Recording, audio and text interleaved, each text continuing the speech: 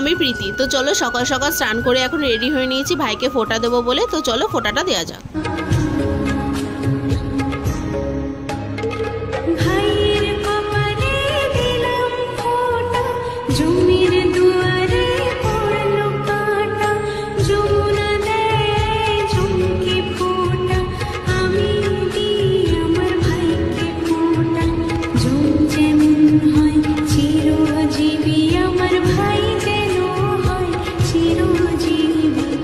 এখন আমার ভাইকে ফোঁটা দেওয়া হয়ে গেছে আর এখন সকালবেলা খাবার খেতে বসে পড়েছি। সকালবেলা খেয়ে নিয়েছিলাম কচুরি।